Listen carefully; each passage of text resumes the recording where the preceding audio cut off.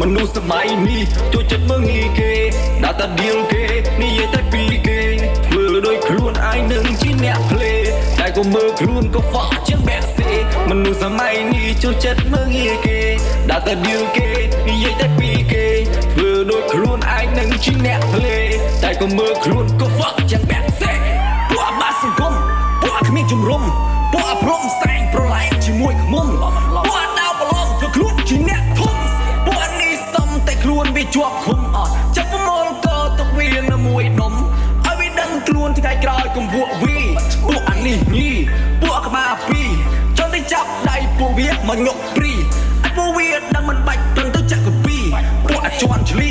រូបកុំឲ្យគេស្អប់ស្លាប់កុំឲ្យគេជេរធ្វើជាមនុស្សកុំដាក់តែដៀលគេ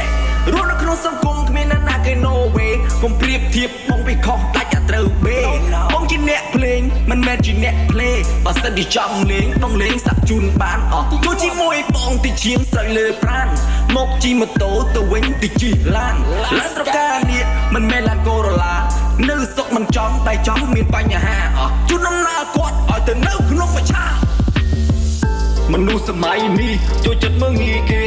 ដាក់តែដៀលគេនិយាយតែពីគេធ្វើដោយខ្លួនឯងនឹងជាអ្នកភ្លេតែក៏មើលខ្លួនក៏ហ្វក់ជាងបែកសេមនុស្សសម័យនេះចូលចិត្តមើងងាយគេដាក់តែដៀលគេនិយាយតែពីគេធ្វើដោយខ្លួនឯងនឹងជាអ្នកភ្លេតែក៏មើលខ្លួនក៏ហ្វក់ជាងបែកសេជុំក្បាលគ្នាទៀតសង្ស័យនិយាយដើមគេហ្មងអ្នកភូមិខ្ញុំក៏អត់ធ្វើអីទេជុំក្បាលគ្នានិយាយតែដើមគេឃើញគេក្រក៏មិនរាប់អានទេបើណាមានជំរាបសួរសម្រាប់មួយមានពេលទំនេរកុំនិយាយដើមគេប្រយ័ត្នតែគេតនអាយ៉ាមាត់5ធ្នេនិយាយគេមិនលឺវាមិនអីនោះទេ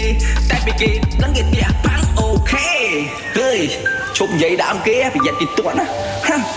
អាយ៉ាមាត់អីមកមានពេលទៅនេះទុំនិយាយដើមគេទុកមាត់ស៊ីបែបប្រយ័ត្នបានពេតទេនិយាយគេម្ដងគេងាប់គេរំលងតែដូចច្រើនដងគេមកលើសផ្លេគុំពួកគុំវាខំប្រឹងរស់ស៊ីកុំគួយគេវាអកណាត់ទេ